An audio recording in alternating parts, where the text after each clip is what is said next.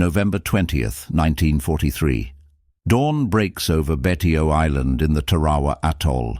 The air is thick with salt, smoke and anticipation. The rising sun reveals the shattered landscape of Red Beach 2, a coral-strewn battlefield where the Pacific War's bloodiest hour is about to begin.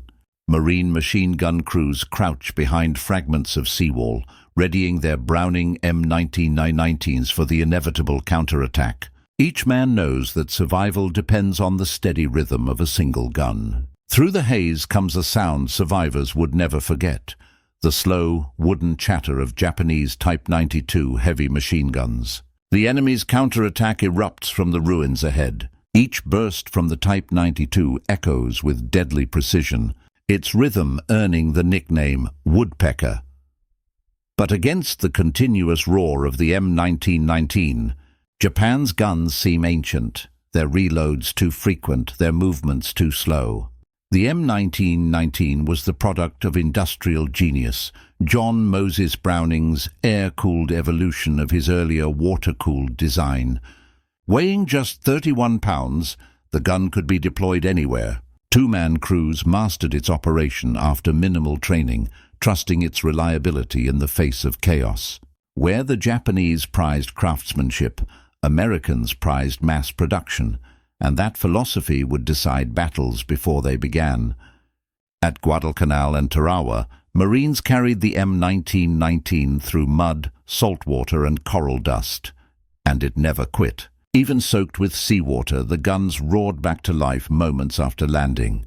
Veterans recalled pouring canteen water on overheated barrels just to keep firing. Reliability had become America's deadliest weapon. Japan's Type 92 heavy machine gun, born from the French Hotchkiss, was a marvel of precision but a failure of practicality. It weighed over 120 pounds with its mount and required an oiling system to feed cartridges smoothly. In the tropics, that oil turned to grime, mixing with coral dust, jamming the weapon when it was needed most. By 1944, America had produced nearly 390,000 M1919s, 9 times.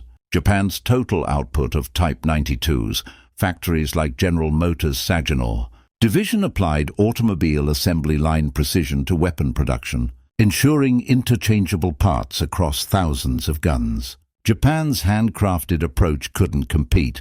Each Type 92 was unique, and its uniqueness was its downfall. In Saipan, Marines created overlapping fields of fire that shredded Japanese assaults.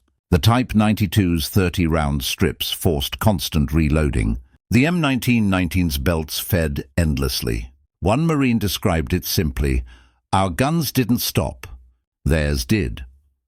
It was industrial warfare distilled into sound, the roar of democracy against the precision of empire.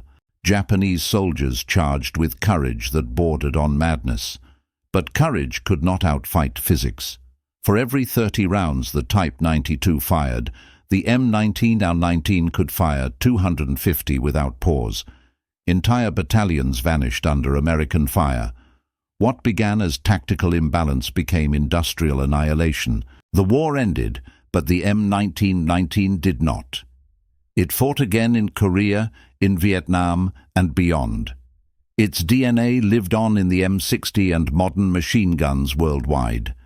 The Type 92, by contrast, became a museum relic, a reminder that precision means nothing if a weapon cannot survive the battlefield.